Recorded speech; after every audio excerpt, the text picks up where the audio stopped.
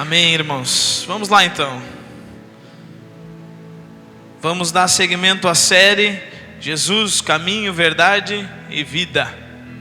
Vamos dar continuidade. Jesus, o Pão da Vida, parte 2. Ali o texto ficou errado, mas é 6:40 em diante. Amém, irmãos? Então vamos lá. Semana passada nós fomos lembrados de como é perigoso, né? Para a nossa fé, para a nossa vida de fé, viver com medo. Ainda mais sem discernir a voz de Deus, sem discernir a voz do Espírito. Também tivemos a introdução de um diálogo de Jesus com alguns daqueles que provaram do milagre da multiplicação, aqueles que se fartaram diante do Senhor, comeram do pão, comeram do milagre que Ele fez. Nessa ocasião, fomos lembrados de como uma fé firmada somente nos milagres, ela pode ser desfeita da mesma forma que não identificamos a Cristo.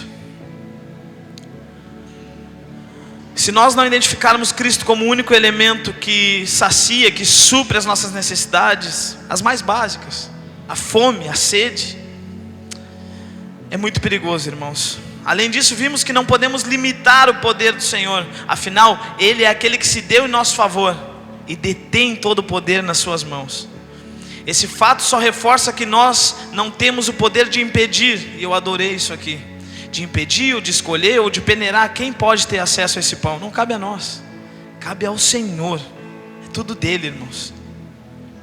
Hoje, o Senhor continua falando conosco sobre saciedade e vida, e como é um desejo do próprio Deus que aqueles que Ele mesmo separou sejam vivos na mesma medida em que forem crendo nele. Amém?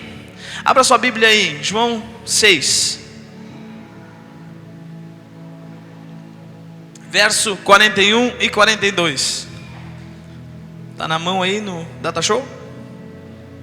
Amém. Glória a Deus.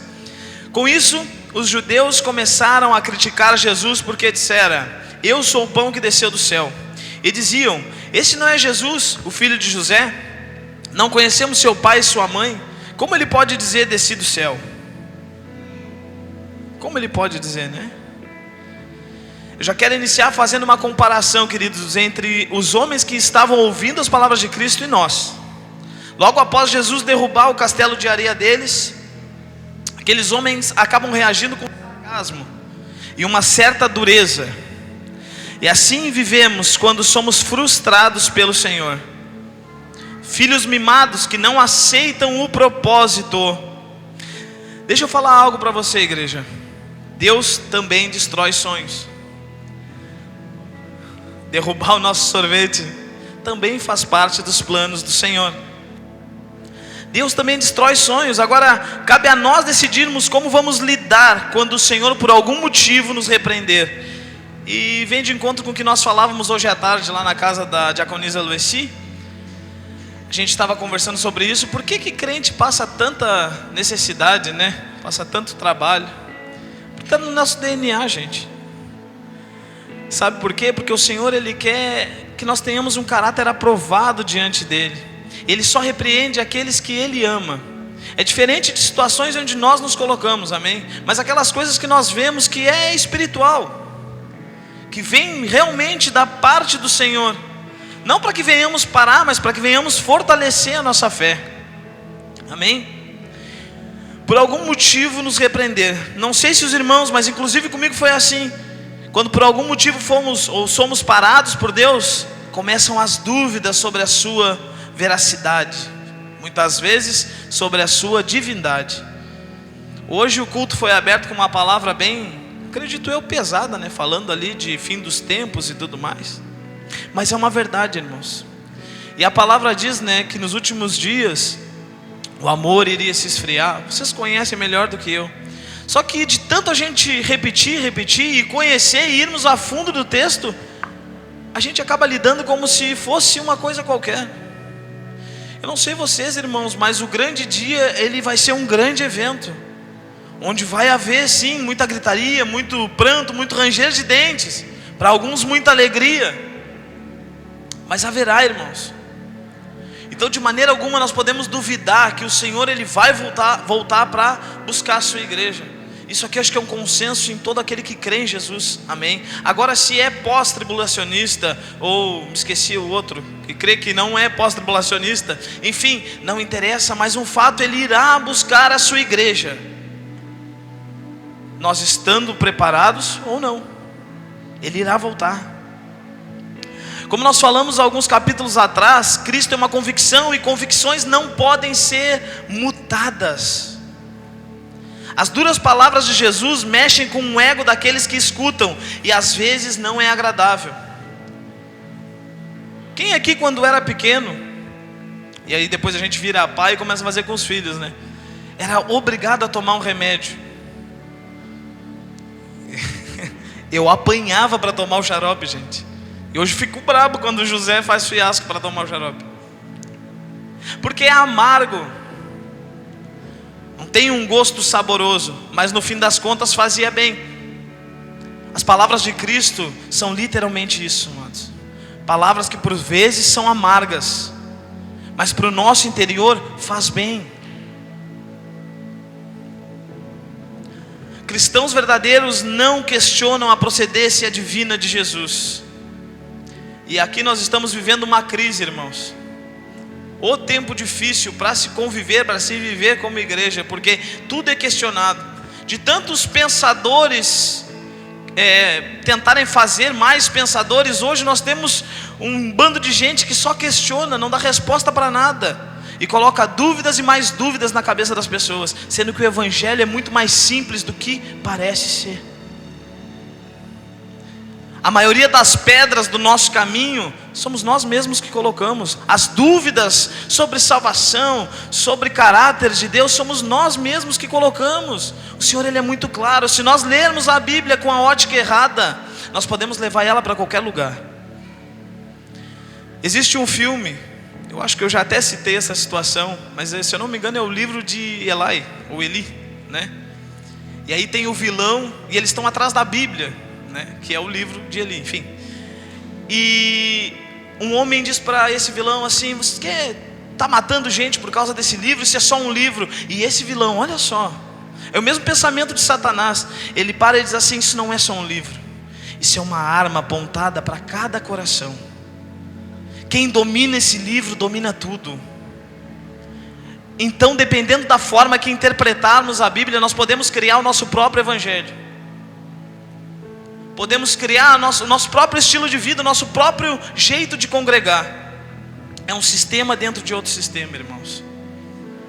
Nós, como cristãos verdadeiros, não é que a gente não possa pensar, nós só não podemos colocar em xeque a veracidade do que Cristo é. Teologias são muito bem-vindas, mas dependendo da hora e do lugar, elas não cooperam em nada, se estiverem com a inclinação errada, irmãos. Verso 43 diz assim: respondeu Jesus: parem de me fazer críticas. Ninguém pode vir a mim se o Pai que me enviou não o atrair. E eu o ressuscitarei no último dia. Está escrito nos profetas: todos serão ensinados por Deus. Todos os que ouvem o Pai e dele aprendem, vêm a mim. Ninguém viu o Pai, a não ser aquele que vem de Deus. Somente ele viu o Pai. Asseguro-lhes que aquele que crê tem a vida eterna. Verso 48: eu sou o pão da vida. Mais uma vez Jesus fala: eu sou o pão da vida. Os judeus eram incapazes de entender a origem divina do Senhor. O que parecia irreconciliável com as suas circunstâncias terrenas, ele responde que é necessária uma influência espiritual, ou seja, a intervenção de Deus, para que a sua verdadeira natureza seja discernida. Aquilo que parecia impossível para Deus, agora na morte de Cristo, é um decreto de vida. E por mais que seja agradável aos ouvidos, nós nos sentimos úteis. O atributo do mérito da salvação, queridos, não vem de mim e não vem de vocês, vem única e exclusivamente do Senhor. Pastor, mas tem teologia que diz que é assim, teologia que diz que é assado. Querido, coloca uma coisa na tua cabeça: o Senhor é dono de todo decreto. O Senhor é dono de todo decreto. A última palavra é dele e não do homem. A expressão descreve não apenas uma comunicação divina única, mas um relacionamento divino contínuo. Nós, cristãos, nós somos alunos a vida toda, irmãos. E é por isso que ele vai citar os profetas. Nós estamos constantemente aprendendo de quem? Do Espírito. Quando? Quando lemos a palavra do Senhor, quando interagimos com ela, quando adentramos nas profundezas do Evangelho. E eu acho lindo como a Bíblia se revela a nós, porque ela não esconde nada. Teve adultério na Bíblia, na história, e está na Bíblia. Existiram tramas ali na Bíblia, na história, e está na Bíblia. Então não nos foi escondido, não nos foi privado nada, irmãos. De onde veio toda a influência profética, senão das próprias palavras de Deus? E agora não seria diferente, irmãos. Jesus está trazendo à memória daquela gente a forma como o Senhor separava e usava os seus profetas. E por mais que vocês me digam assim: nossa, como nós estamos vivendo num tempo onde existem N profetas, eu afirmo a vocês, a igreja do nosso tempo carece de profetas, irmãos. Nós não temos profetas. Profetas verdadeiros não existem mais. Pouquíssimos, não posso generalizar também. Pouquíssimos. Por isso que toda vez que eu oro, que eu coloco o joelho no chão, ou nós nos reunimos aqui, eu falo: Senhor, levanta em nosso meio os profetas. Levanta em nosso meio os profetas. Porque é nos profetas que nós vemos esse ensino, irmãos. Só que tanto os profetas quanto aqueles que lhe questionavam nunca viram a Deus, diferente daqueles que ouvem a sua voz. Esses veem a Deus no Filho. A voz de Deus foi ouvida pelos homens sobre a antiga aliança, mas em Cristo. O crente agora, no ouvir a voz do Senhor, enxerga quem Ele é. Lembra que versos passados, eu ainda falei que Cristo disse: vocês me têm, mas não me veem. Vocês me têm, mas não me conhecem. É inadmissível, um cristão não conhecer verdadeiramente Cristo. Tira da tua carteirinha de membro ali a palavra cristão. Um cristão que não conhece o Senhor, ele não é cristão.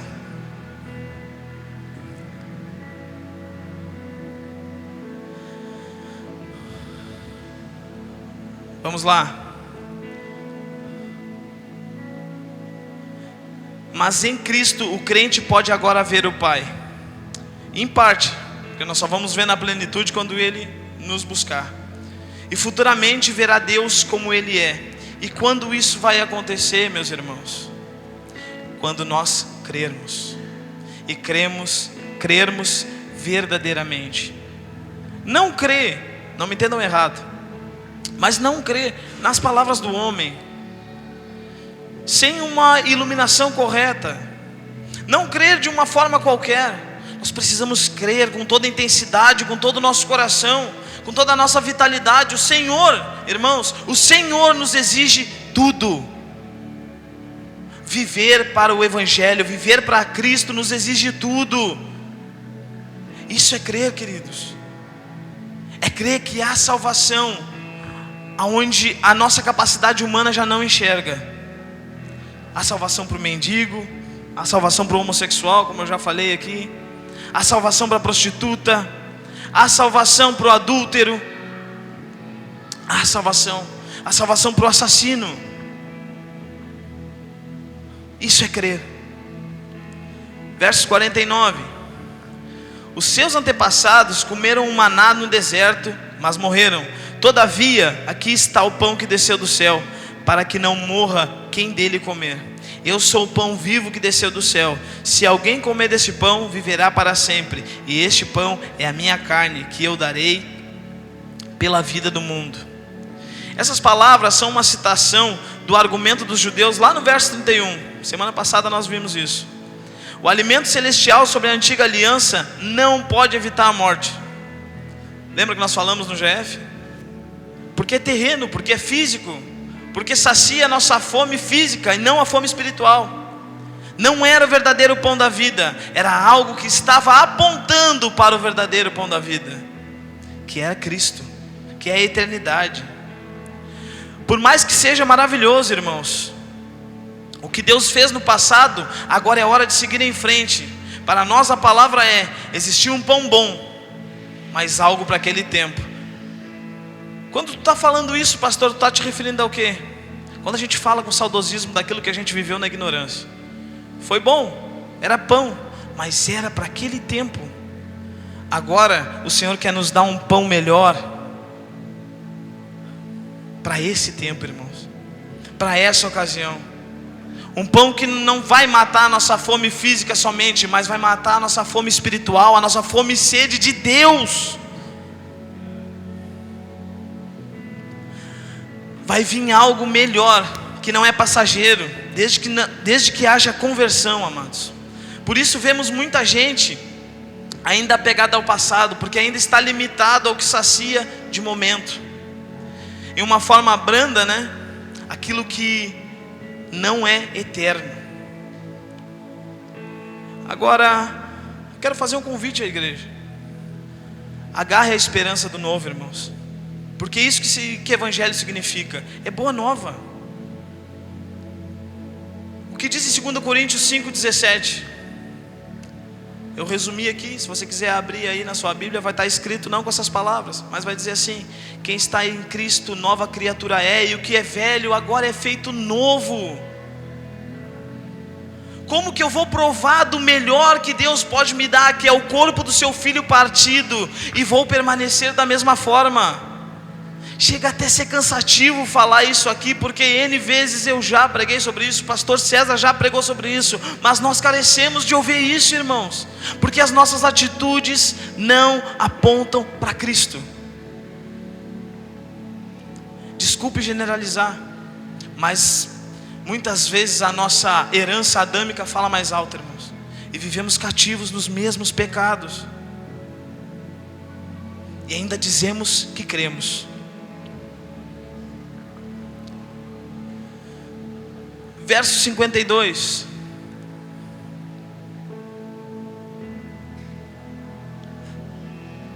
Então os judeus começaram a discutir exaltadamente entre si: como pode esse homem nos oferecer a sua carne para comermos? Jesus lhes disse: eu lhes digo a verdade, se vocês não comerem a carne do Filho do Homem e não beberem o seu sangue, não terão a vida em si mesmos. Todo que come a minha carne e bebe o meu sangue tem a vida eterna, e eu os ressuscitarei no último dia. Pois a minha carne é verdadeira comida, e o meu sangue é verdadeira bebida. Todo que come a minha carne e bebe o meu sangue permanece em mim e eu nele. Da mesma forma como o Pai que vive me enviou, e eu vivo por causa do Pai. Assim, aquele que se alimenta de mim viverá por minha causa. Este é o pão que desceu do céu. Os antepassados de vocês comeram maná e morreram, mas aquele que se alimenta deste pão viverá para sempre. Ele disse isso enquanto ensinava na sinagoga de Cafarnaum. Aqui a gente vê, de certa forma, um diálogo até maçante, Jesus falando das mesmas coisas para o mesmo povo, até ficar cansativo. Muito parecido com o que a gente faz aqui, não é, irmãos? Só que é esse tipo de coisa que vai revelando o nosso caráter diante de Deus, irmãos. Nem todos rejeitaram imediatamente o ensino de Cristo. Haviam divisões entre eles. Eles discutiam de lados opostos o problema levantado pelas últimas palavras de Cristo. É importante notar como o evangelista registra as diferentes fases do sentimento. Os judeus ainda não estavam de acordo. Por que isso? Quando se ouve algo de comer a minha carne, comer o meu sangue, o judeu, por ser muito literal, o que levava eles a pensar? É um herege, está pregando canibalismo. Como que nós vamos fazer parte disso? Só que lhes faltava o que, irmãos? Que nós vimos no capítulo passado ou retrasado, faltava nascer de novo. Não tinha como eles enxergarem aquela verdade, porque ainda estavam presos à lei, ainda estavam presos às suas vãs convicções, às suas memórias, ao que os antepassados fizeram. Nós, como igreja, como vamos evoluir se ainda estamos apegados ao passado? como vamos provar do verdadeiro pão da vida se nós ainda almejamos aquele maná passageiro do deserto? A igreja está comigo? Amém, glória a Deus. Em meio a essas palavras, Cristo faz uma promessa: será ressuscitado todo aquele que comer da sua carne e beber do seu sangue. Agora, o que é comer e beber do corpo e do sangue? Parece até canibalismo, né? Mas Cristo está se referindo à sua morte violenta, ao seu corpo que seria rasgado, e como nós teríamos total envolvimento e consentimento com essa ocasião, irmãos.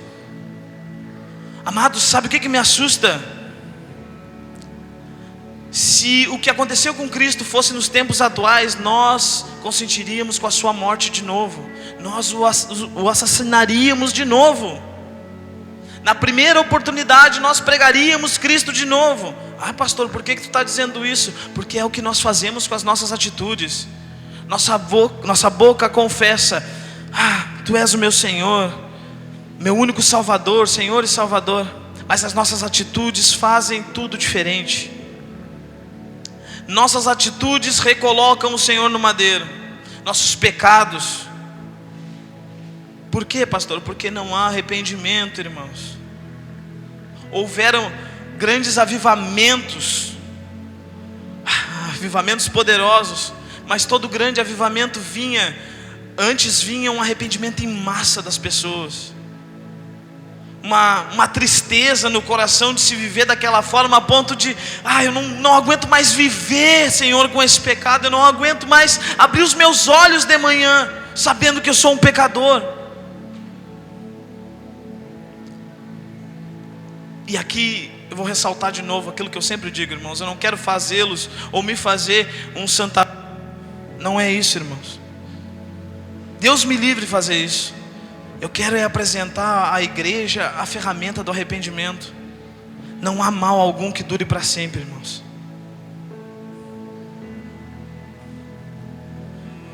Nosso corpo carnal é incompatível com Jesus, assim como aqueles homens eram incompatíveis com o ensino do Senhor.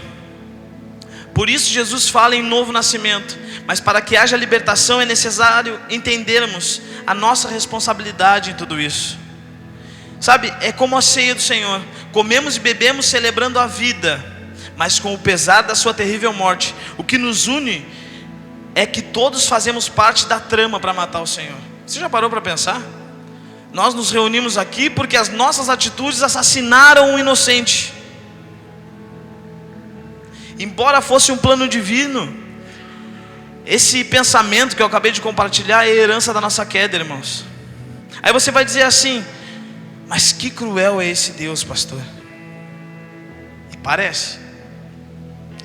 Sinceramente, amados, se você e eu não fôssemos lembrados constantemente do quão miserável nós somos, qual seria a necessidade de buscar redenção? Então, quando nós fazemos esses alertas, quando nós olhamos para a palavra, quando nós nos identificamos com os pecadores e buscamos arrependimento, a gente está dizendo que: ah, Senhor, eu entendi a tua mensagem. Ah, Senhor, eu preciso mudar. Senhor, eu cooperei para que tu fosse pregado naquela cruz. O problema é que a maioria de nós diz assim: os judeus mataram a Cristo. Alguns empurram até para Deus, né? Como eu falei no GF, o próprio Deus matou seu filho. Isso é um fato. Mas o que levou Deus a fazer isso? O meu e o teu pecado.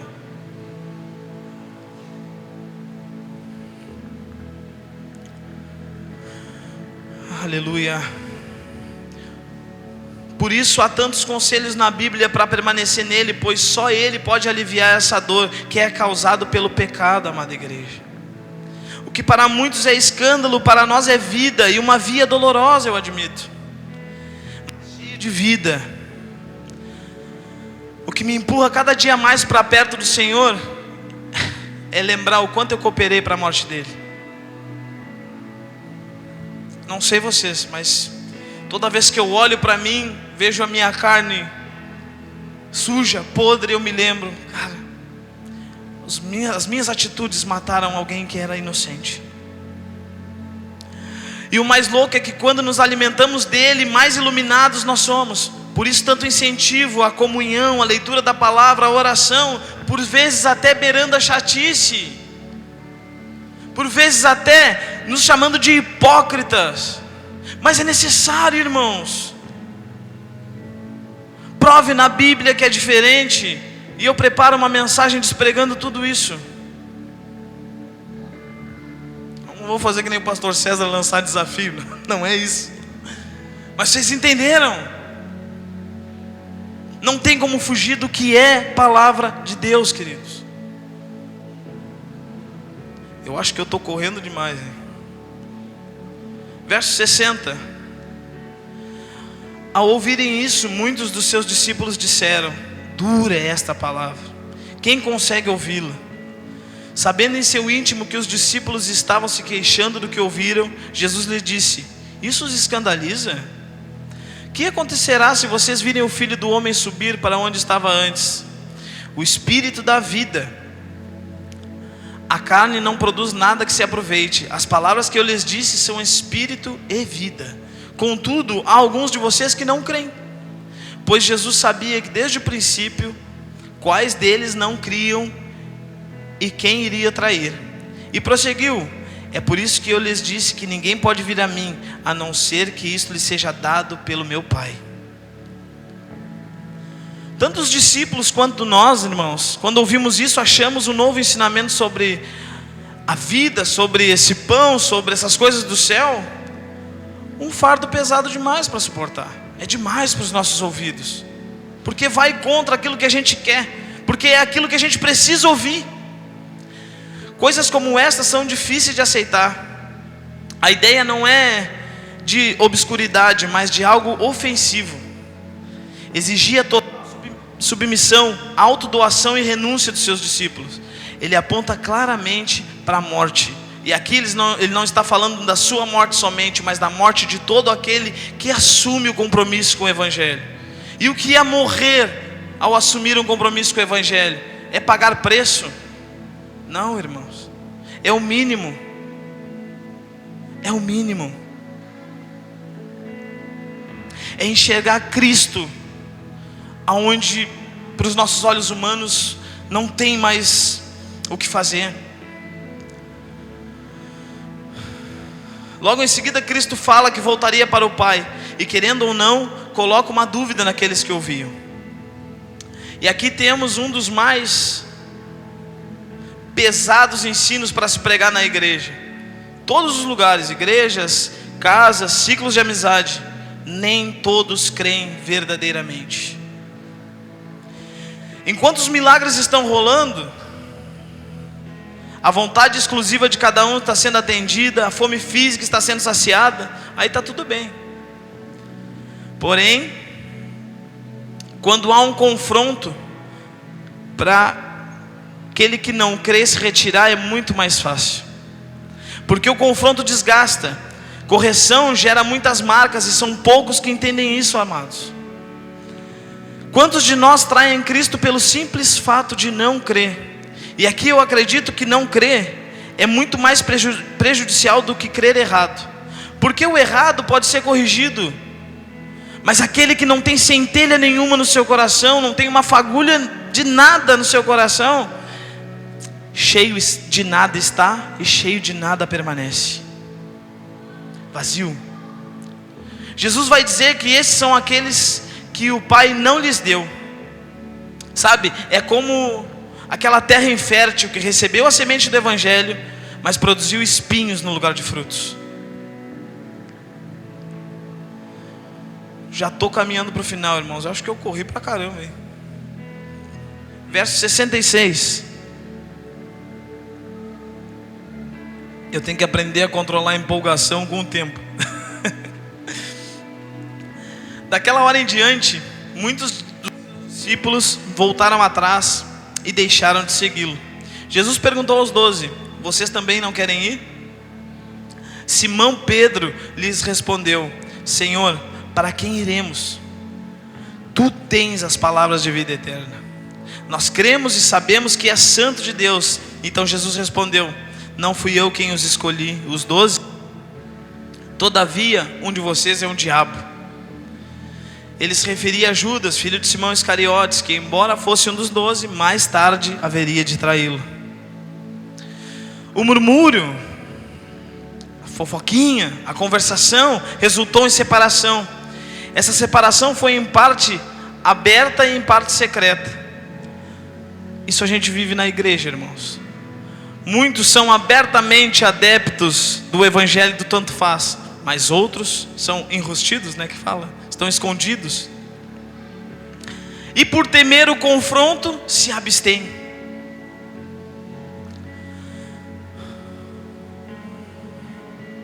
O mesmo ensinamento que levou alguns discípulos a abandonar a Cristo parece ter despertado em Judas algo como um antagonismo mais profundo, que se manifestaria por fim naquela traição sem vergonha. Assim como nessa ocasião fazemos isso em nossas vidas, o que chamamos de colocar a mão no arado e olhar para trás. A paralisia na caminhada vem de diversos fatores, mas o principal é a falta do desejo de abdicar dos nossos próprios desejos. Complexo. As palavras de Cristo no geral são muito duras, e dependendo de como nosso coração estiver, somos tentados a desistir constantemente. E notem, mesmo que Cristo soubesse que os 12 não abandonariam, naquele momento, Ele ainda pergunta, e eu vou replicar essa pergunta para a igreja: vocês também não querem ir embora? A carne talvez vai dizer que sim. Aquele que ainda não tem uma convicção de fé, já saiu. Porque a partir do momento que recebemos de verdade a vida que há em se alimentar de Cristo, é impossível não tomarmos alguma posição, irmãos. Eu oro para que todos neste lugar permaneçam firmes, firmes na rocha verdadeira que é Cristo. No verso 68, Pedro toma a palavra e faz uma das mais belas declarações já ouvidas. E como se Pedro dissesse o seguinte: Senhor, confesso que é tudo muito louco, tudo aquilo que tu está ensinando é muito doido, Senhor, mas em que outro lugar, ou em que outra pessoa nós encontraríamos paz, em que outra pessoa nós encontraríamos descanso? Irmãos, em que outra pessoa nós encontraríamos vida e vida abundante, senão na pessoa de Cristo?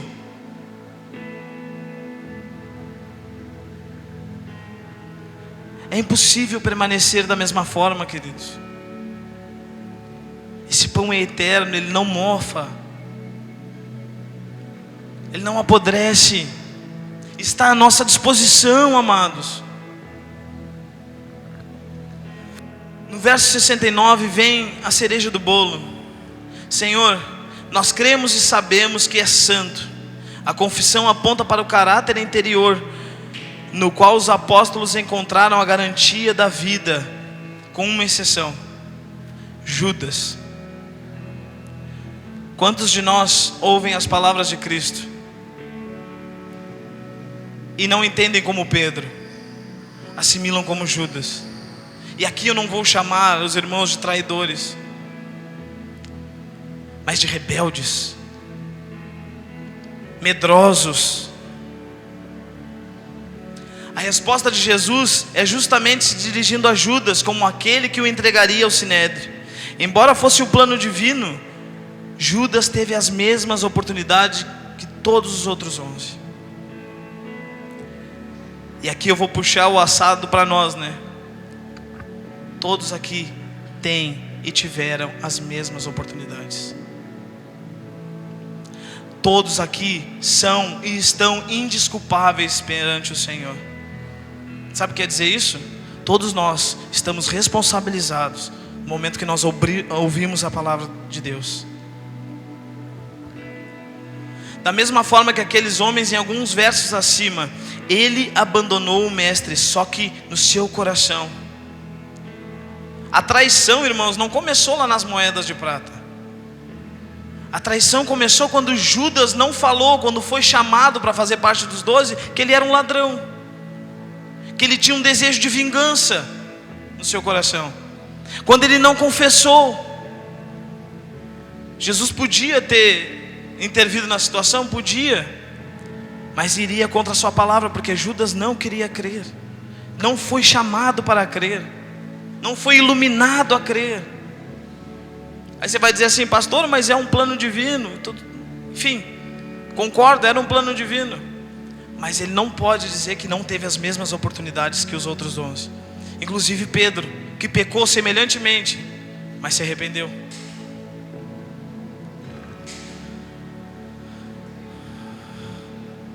Deus é justiça, e por vezes esse assunto é motivo de conflitos, irmãos.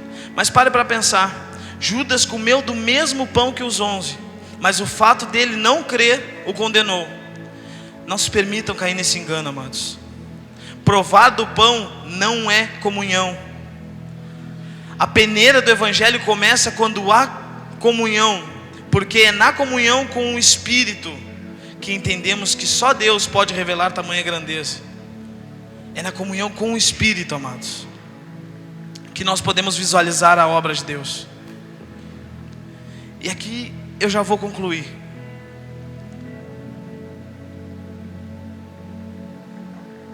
Comer do pão que dá vida, em parte é uma escolha, e muito séria, irmãos. O que aprendemos hoje é o crer. Embora nosso desejo seja que todos creiam, isso não demanda na nossa ação, mas de Deus. O passado é legal, mas o algo novo de Deus nos chama todos os dias. E por mais belo que pareça, também é muito duro permanecer nele sem se importar com aquilo que levou ele para a cruz. Eu oro para que nós tenhamos um sentimento, não de culpa, porque toda culpa lá na cruz foi desfeita, mas de entendermos, irmãos, que quando nós ceiamos, quando nós estamos aqui juntos, quando nós nos reunimos em nossos lares, no GF, enfim, é para lembrar do que aconteceu com ele, por conta das nossas atitudes. Se coloque em pé.